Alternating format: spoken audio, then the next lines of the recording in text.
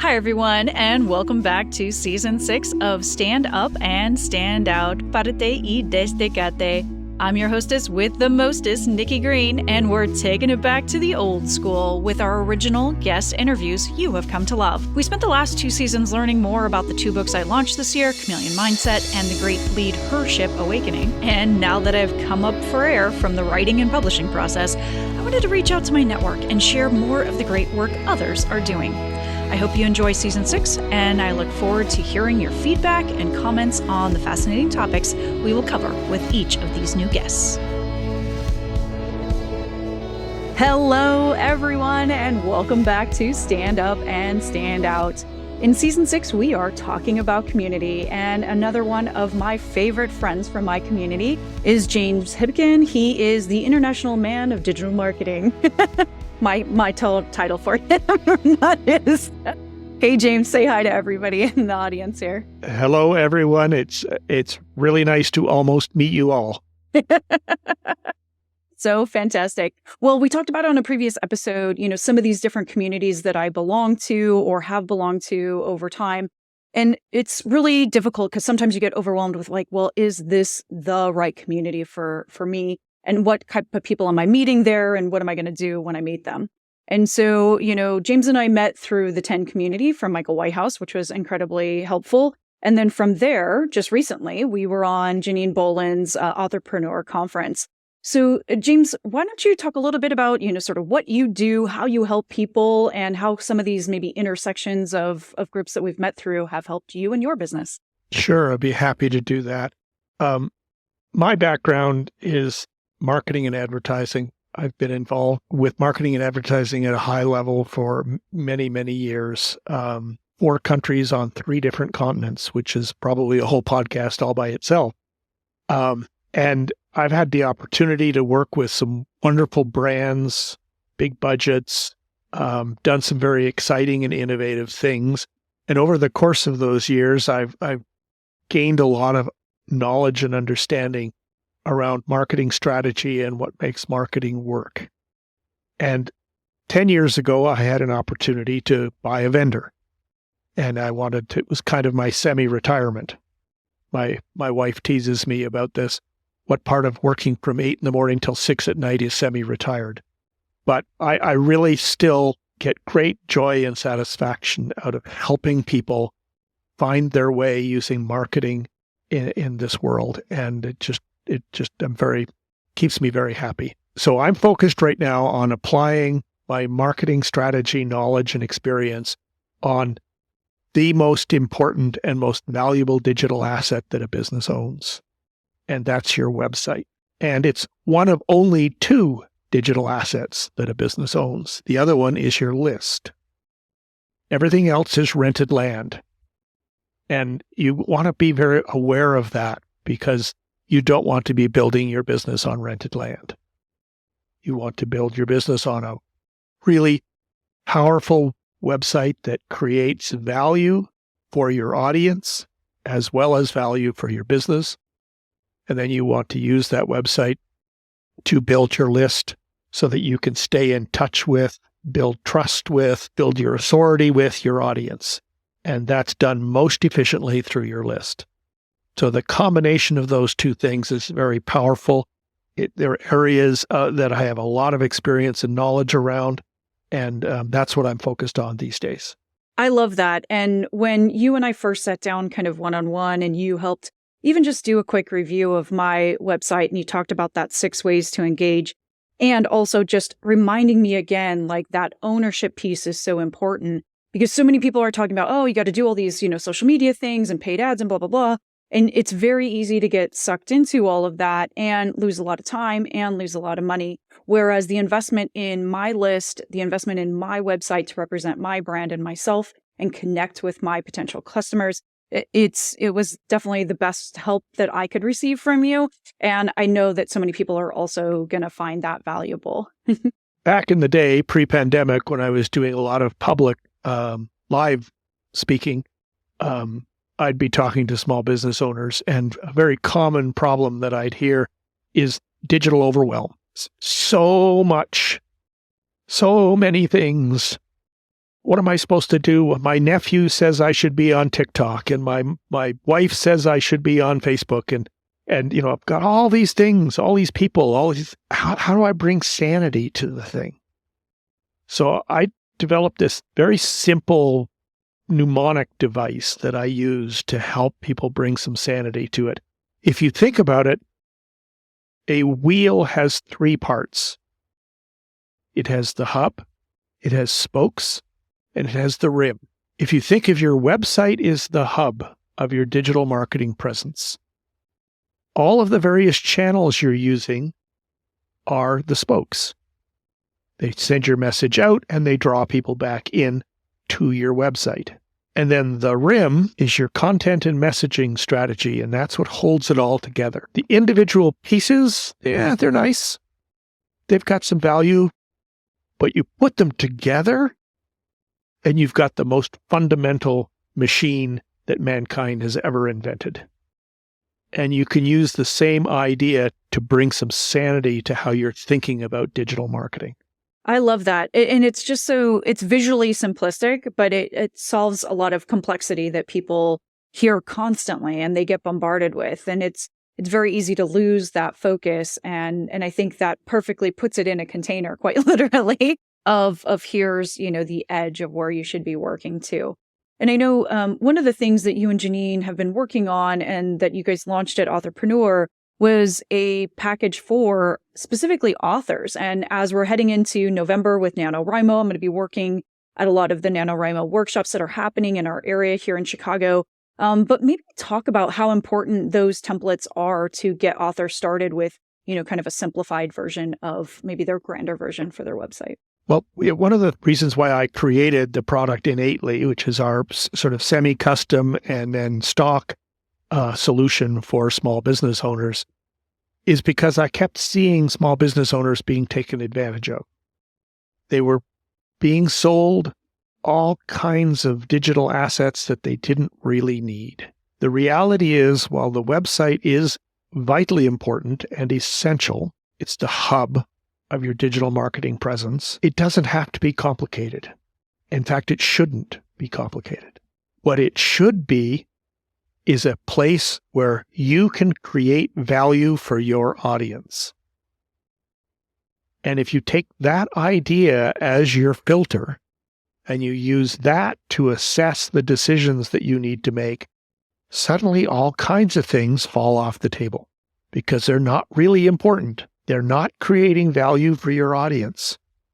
Because when you create value for your audience, you will create value for your business. It's so true. And, one of the things a lot of people, when we write our websites, we think that we're supposed to be talking about ourselves. And then you go look at the website and it's like, me, me, me, me, me, me, me, me, me. And here's all the things that's so great about me. And again, another great focus point that you've shared with me, through multiple iterations is you're supposed to be talking to and with your potential customers, and helping them with their problems. Right. Well, when I do a 6 seconds or less website audit, they'll book 30 minutes of my time. We'll spend more than half the time not talking about the website. We'll spend more than half the time talking about who is your best customer? What is the problem that they're trying to solve? What is the journey that they are on? What stimulated their consideration for whatever it is that you're offering? What is the process that they go through as they're researching, as they're trying to determine how they're going to solve this problem? What are the objections that they have in their mind? If you understand that and you can support that buyer's journey, and your website is a brilliant place to do that because they have voluntarily arrived on your website. But in the vast majority of times, they're there on a referral of some sort. And a very common mistake that I'll ask a business owner, so what's the primary objective of your website? And they will say proudly and with great confidence, conversion. They're almost always wrong. Primary objective of your website from the point of view of your audience is not conversion, it's confirmation. They're looking for confirmation that you understand their problem, that you are a trustworthy resource, and that you have a solution to their problem that's going to make their lives better. Well, I think if people think that they're going to be avoiding like a sales conversation or some deeper conversation with the customer by just building a website, they're definitely missing the point. They need to make sure as the person gets there, they're like, yes, this is what I need. This is the person I need to deliver it. And like you said, that confirmation that they're in the right place, that they didn't walk into the wrong store, right? Basically. Basically, that's exactly right. And that the proposition is trustworthy. And each one of these events, like one of the very first things I talk about, the 6 seconds or less, you have 6 seconds or less to engage a website visitor. The 6 seconds doesn't start when the page appears. The 6 seconds starts when the page is asked for. And if it takes 4 seconds for your page to appear, you've just taken some trust out of the equation.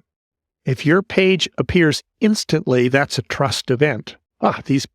This person's professional. The next thing they're looking for is, am I in the right place? If they're looking for Nikki Green and they arrive on a website that's got some obscure logo in the upper left-hand corner for some company brand name that they've never heard of, suddenly you've got them thinking about, is this where I want to be? Am I in the right place?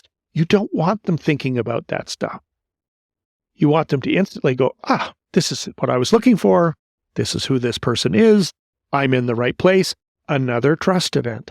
And then give them a benefit-oriented reason to stay, which is not inside out, I'm awesome, I do wonderful things. No, they don't care. What they're interested in is, do you understand my problem?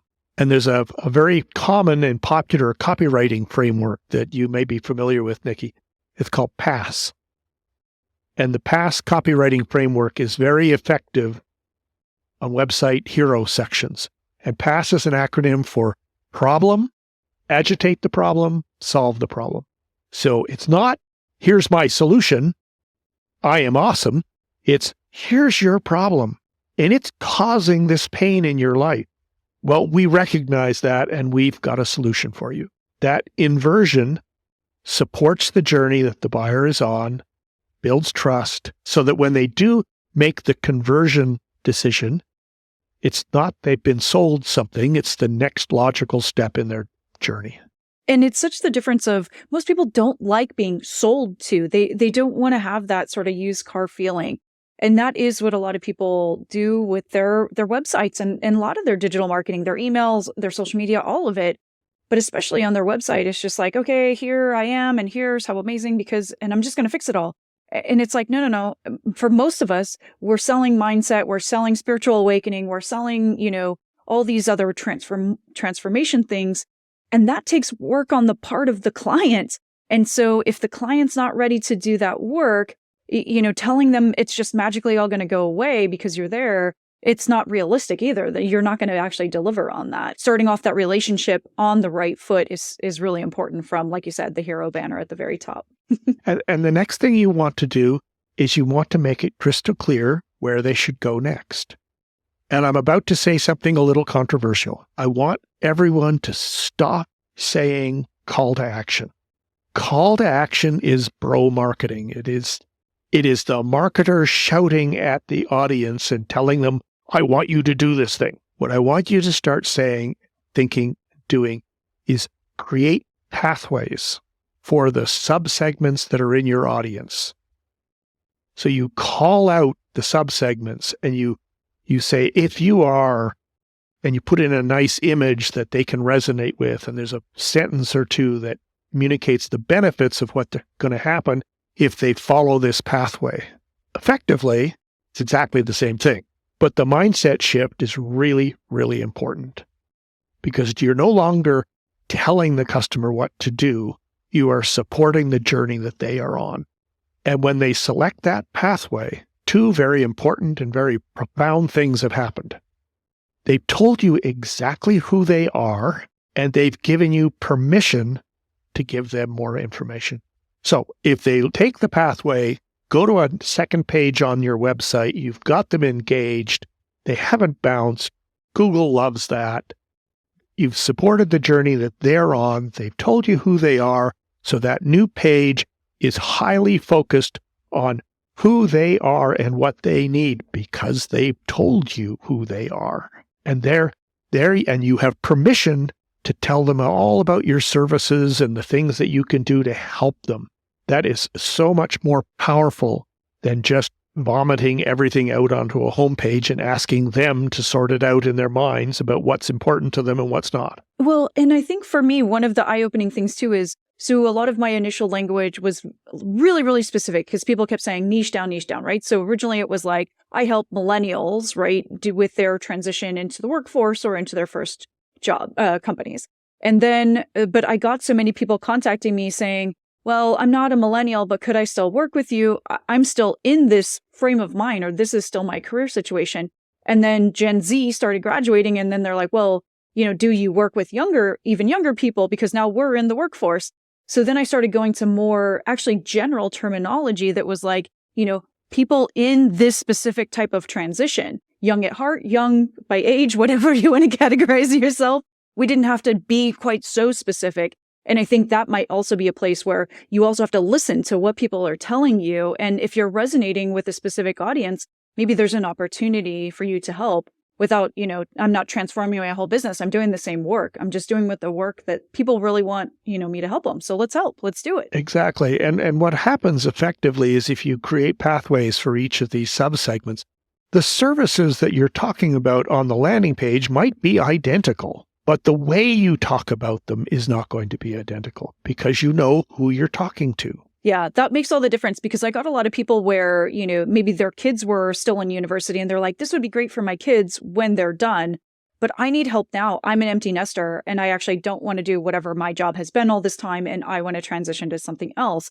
So they were able to self-identify. They were attracted still by the same marketing, the same thing I had started with, but now I was able to speak a different language because I knew they were more established, with their career. They were just trying something new, right? So the foundations were the same. But, and this is so important, I think, for people to understand and not get overwhelmed with, and have someone assist them, like with what you guys do at Innately. What I know one of the wonderful things that you guys do there too is it's not just about, you being a one-man show. You have a wonderful team behind you that is available for support. Maybe just for a second, can you talk about how you're helping some other people, fulfill parts of their life and have great jobs? Because I know there's some wonderful people behind the scenes there at Innately. Yes, that's an interesting thing. One of the things that I've identified, you stand on a street corner and swing a dead cat, you're going to hit a web developer. Right? Everybody claims they could make a website, and technically, they probably can. It's not that hard with some training, but should they? That's really the question. So that's why I spend a lot of time emphasize the importance of strategy. But the other side of it, the thing that makes us different, is we're very, very focused on what we call white glove support. We answer the damn phone. We don't go away. And I have a team of content specialists who are mostly stay-at-home moms that we have trained how to design and build websites. And this is their work. And the thing that they love about the work is they can control their hours. They can do the work when it makes sense for them and their family, as opposed to being at the mercy of a retail staffing algorithm. And it's interesting work, and they're part of a virtual team. If they get stuck, there's 3 or 4 others that they can ping on Slack to, I'm stuck with this. What have you, how do I look at this? How do I think about this? They're not alone. And, we've worked very hard to foster that environment. And because the thing I hear from business owners is, I hired this person, I spent thousands of dollars, and I had this website built, and then I wanted to make a change, and they'd vanished. And so that's the piece that we're very, very focused on. We do good work. We do good design. We do, everything we're doing is rock solid. We also, our main business is large corporate websites. So we have the infrastructure, the servers, we use our own servers, we have our own developers. We have the infrastructure that's built to support the large corporations, and then we're repurposing that same infrastructure to support the smaller business owners that are taking advantage of the Innately website subscriptions. It's so fantastic. I just love all those things. And this is, where we kind of started the conversation about community and how important it is, because one of the things I'm trying to do with my community of Chameleon Crew is to make sure that I am helping lead people into reliable vendors that I trust, that I would do business with, that I have partnerships with. And not just that the work is good, but like the people behind them and their community is also solid. So, James is a total package as far as I'm concerned with all of these things.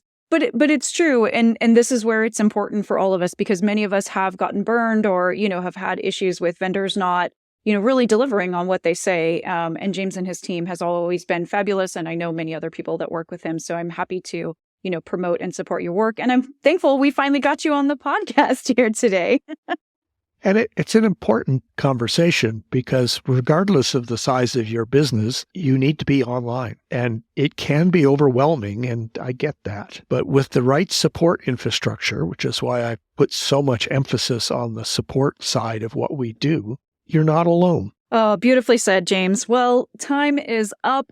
But I would love for people to reach out to you if they're feeling alone, if they're struggling with the complexity of digital marketing and they'd like to learn more about how Innately and your team can help. What's the best way for them to reach you? You can grab a little bit of time on my calendar if you go to VIPchatwithjames.com. That's VIPchatwithjames.com. And that'll pull up a calendar invite functionality. You can find a day and time that works for you. And, we'll have a virtual coffee. Perfect. We will drop that link into the show notes so you guys can grab it and promote it as this wonderful show goes out. It's great seeing you again, James, and hopefully I will be in your neighborhood soon and we'll get to hang out in person as we get into 2024 and we embark on some new fun projects together. I'm very excited about 2024. I'm really looking forward to it. There's a lot of positive things going on. Absolutely. Absolutely. Thanks, everyone, for joining us today for another episode of Stand Up and Stand Out. You can catch us where all the cool kids hang out that do podcasts on all the major platforms. And if you want to connect with Nikki directly, you can get a hold of me on my personal site, thenikkigreen360.com. There you can check out my website. You can see any of my new books. You can learn more about this podcast and follow us on social. Can't wait to hear from you, and we'll see you on the next episode. Bye.